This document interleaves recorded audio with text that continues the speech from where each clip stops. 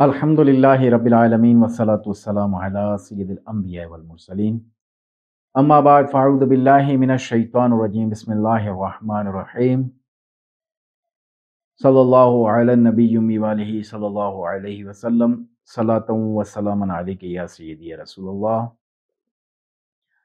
नाज़रीन, आज जो वीडियो बना रहा हूँ ये है चिल्ला कशी में नाकाम क्यों होते हैं। जो आमिलीन या जो आमिल बनने वाले होते हैं वो जो है चिल्ला कशी करते हैं, वो नाकाम क्यों होते हैं? क्योंकि बहुत सारे अहबाब हमें फ़ोन करते हैं, हमसे चिल्ला कशी की इजाज़त तलब करते हैं। तो आज उनके लिए उनके बारे में आज ये वीडियो बनाई है। ये याद रखें कि बहुत सारे जब हमें फ़ोन आते हैं तो वो पहले ही जो है आज़माइश में मुब्तला होते हैं। वो जो आज़माइश में मुब्तला होते हैं ना वज़ाइफ के ज़रिए, पहले उसको इलाज अपना करवाना चाहिए, उसके बाद जाकर जो है चिल्ला कशी की तरफ आएँ। अच्छा, जितने भी आते हैं वो कहते हैं हमने ये वज़ीफ़ा पढ़ लिया, ये वज़ीफ़ा, तमाम वज़ाइफ हमें बता देते हैं कि हमने ये वज़ीफ़े पढ़ लिए हैं। तो जब इतने सारे वज़ीफ़े पढ़े हैं तो कहाँ से पढ़े हैं, किन से इजाज़त ली है? तो अक्सर जो है हमें बुज़ुर्गों की किताबों के नाम बता देते हैं कि भाई इन्होंने ये लिखा था, हमने उस किताब के ज़रिए जो है इस चीज़ को हमने पढ़ा। या जो है कुछ लोग ऐसे होते हैं जो यूट्यूब के ज़रिए देखते हैं और वो जो अज़कार बता रहे होते हैं उनके मुताबिक जो है वो पूरा चिल्ला कशी का जो है वो कर लेते हैं। बाज़ जो यूट्यूबर होते हैं वो उन्होंने ख़ुद भी ये वज़ाइफ नहीं किए होते हैं। अगर उन्होंने इतने अज़कार किए हों ना बग़ैर किसी आमिल के, क्योंकि यहाँ पे तो हर कोई वजीफ़े दे रहा है यूट्यूब के ऊपर, और ऐसे वज़ाइफ जो दिए जा रहे हैं उनकी लोगों की तबीयत के मुताबिक नहीं, यानी आमिलीन के लिए वो वज़ाइफ दिए जाते हैं। तो अवाम भी जो है वो उसको कर लेती है।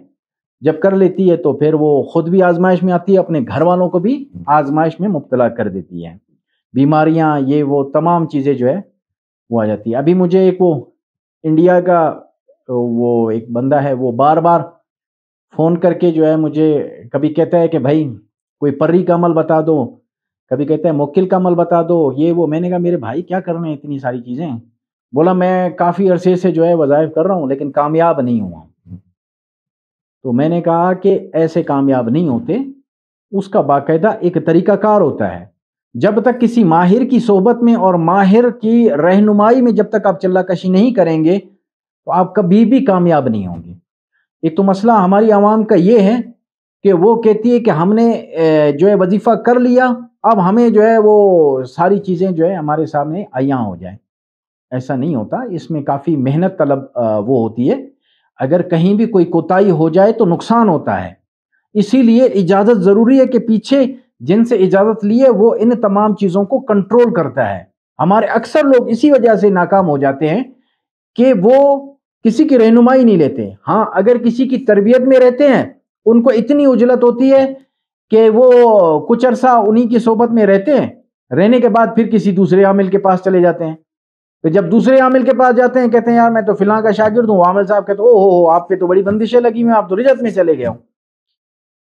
ये कहता अच्छा मेरे उस्ताद ने तो मेरे साथ ये काम कर दिया, मेरे उस्ताद ने मेरे साथ ये काम कर दिया। तो जब आप जाओगे किसी दूसरे के पास, जब उनके वज़ाइफ आप लोगे तो भाई नुकसान तो होगा ना इस चीज़ में आपको।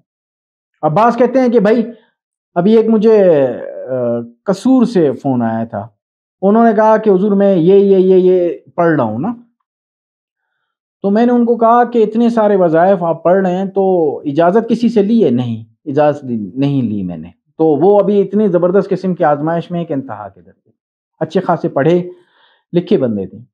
मैंने कहा कि हदीस पाक में आया उसका कोई इनकार नहीं, बिल्कुल हक है हदीस मुबारका में, लेकिन हदीस मुबारका पे कोई मौलिम भी तो है ना मेरे भाई जो इजाज़त दे। बग़ैर मुअल्लिम के आप किस तरह किसी चीज़ की भी रहनुमाई आप लेंगे या करेंगे, किस तरह करेंगे उसमें? तो अब मेरे पास जो है कई ऐसे हिंद के 3-4 आलिम दीन हैं जो दर्स निज़ामी पढ़ा रहे हैं, वो ज़बरदस्त जादू के असर में हैं। पाकिस्तान के अंदर 1-2 मुफ्तियान किराम हैं, उनका इलाज चल रहा है। ان کا جو ہے جادو کے زبردست اثر ہے ان کے اوپر. یہ جو ہے اچھے خاصے علم دین پڑھنے والے لوگ بھی اس تساہموں میں مبتلا ہیں کہ اجازت کے حوالے سے وہ بھی اسی تساہموں میں مبتلا ہے.